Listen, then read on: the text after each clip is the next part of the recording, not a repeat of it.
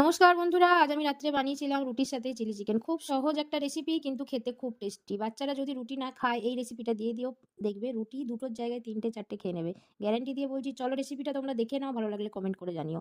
আদা, কাঁচা লঙ্কা, রসুন একসাথে আমি বেটে নিয়েছিলাম। লঙ্কাটা যে যার ইচ্ছে মতো দিও, আদা রসুন পরিমাণ মতো দিও। জল ঝরিয়ে রাখা চিকেন আমি নিয়েছি এখানে, আর ভিনিগার দিলাম, লবণ দিলাম। আমি বোনলেস চিকেন নিয়েছি, তোমরা হাড্ডি পিসও নিতে পারো।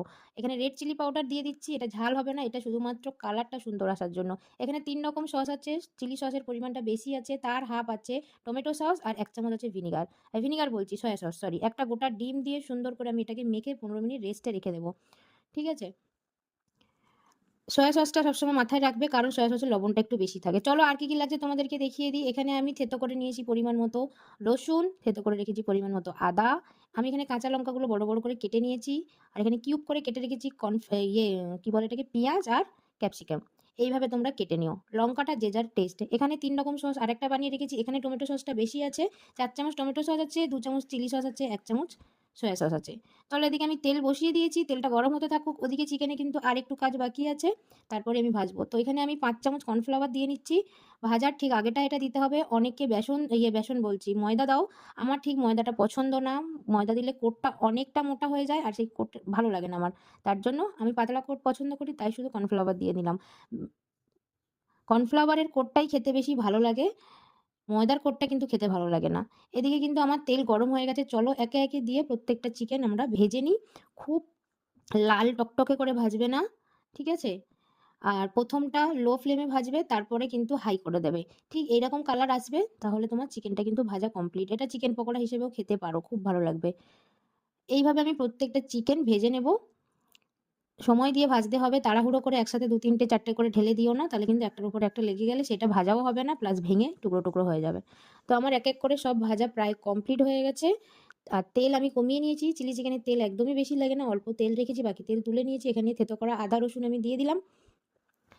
৫ সেকেন্ড মতো আদা রসুনটা আমি তেলের মধ্যে ভেজে নেব। ভেজে নেওয়ার পর এখানে আমি পেঁয়াজ এড করে দেবো।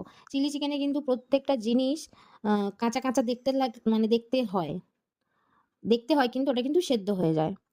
পেঁয়াজের কালার চেঞ্জ হওয়া পর্যন্ত রান্না করব। গ্যাসটা কমিয়ে রেখেই রান্না করছি, হাই ফ্লেমে দিইনি, নাহলে পুড়ে যাবে। আর এই রেসিপিটা সত্যি বলছি, আমার বাড়িতে সবার ছোট থেকে বড় সবাই আমরা পছন্দ করি, আর আমরা রান্নাও করি। প্রায় বছরে আমার অনেকবারই, মাসে আমার অনেকবার হয়ে যায়। তো দেখো পেঁয়াজের কালারটা যেই চেঞ্জ হয়ে গেল, অমনি আমি দিয়ে দিলাম কিন্তু ক্যাপসিকাম আর কাঁচা লঙ্কা। বারে, বারে বলছি, লঙ্কাটা তোমাদের নিজস্ব ব্যাপার। অনেকের বাড়ির বাচ্চা আছে ক্যাপসিকাম খায় না, তোমরা ক্যাপসিকাম ছাড়াও করতে পারো, আবার ক্যাপসিকাম দিয়েও করতে পারো। পরিমাণ মতো লবণ দিয়ে দেবো, রেড চিলি পাউডার দিয়ে দেবো। যেহেতু সসের ওপরে পুরো রান্নাটা, লবণের পরিমাণটা সবসময় মাথায় রাখবে, কম দেওয়ার চেষ্টা করবে। বেশি হয়ে গেলে কিন্তু খেতে পারবে না। প্রত্যেকটা সসে কিন্তু লবণ থাকে। বেশি লবণ থাকে সয়া সসে। এখানে আমি সেই মিক্স সসটা করে রেখেছিলাম। সসের মধ্যে কিন্তু ১ চামচ চিনিও আমি দিয়েছিলাম, বলতে আমি ভুলে গেছি, এখন বলে দিচ্ছি। যখন সসটা তৈরি করবে ৩ রকম সস, তার মধ্যে ১ চামচ চিনি দিয়ে দেবে। তাহলে মানে ব্যালেন্স হয়ে যায় সবকিছু, মিষ্টি, ঝাল সবকিছুর। তো আমি বাটিটা ধুয়ে একটু জল দিয়েছিলাম হাফ বাটি মতো, যাতে না লেগে যায়। এবারে আমি দিয়ে দিলাম চিকেনগুলো। সুন্দর করে কিভাবে আমি চিকেনটা ভেজেছি বুঝতেই পারছো, এভাবে কিন্তু চিকেনটা ভাজবে। তোমরা এরকম ড্রাই অবস্থায়ও খেতে পারো, খুব ভালো লাগে কিন্তু। কিন্তু এটা রুটি দিয়ে খেতে পারবে না ড্রাইটা, রুটি দিয়ে একদম শুকনো, শুকনো। ওইজন্য আমি জল দিয়ে এটা গ্রেভি করেছিলাম। গ্রেভি দিয়ে রুটির সাথে বা পরোটার সাথে, এগুলোর সাথে গ্রেভিটাই ভালো লাগে। তো আমার হয়ে গেছে। দেখো, চিকেনটা দিয়ে ওই ২ মিনিট মতো রান্না করেছি, তারপরে আমি জল দিয়ে দিলাম। জল দিয়ে এখন ভালো করে ফুটিয়ে নেব। ফুটে গেলেই আমি এখানে দিয়ে দেবো কর্নফ্লাওয়ার গোলা জল।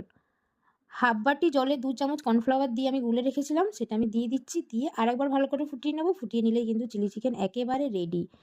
যারা, যারা এখনো পর্যন্ত বাড়িতে চিলি চিকেন ট্রাই করোনি, অবশ্যই বাড়িতে করে খাবে। দোকানে খেতে যাওয়ার কোনো দরকার নেই। দোকানে যে টাকাটা দিয়ে খাবে, তার হাফেরও হাফ টাকাতে তোমার কিন্তু বাড়িতে খুব টেস্টি, খুব সুস্বাদু একটা রেসিপি তৈরি হয়ে যাবে, এবং হেলদি।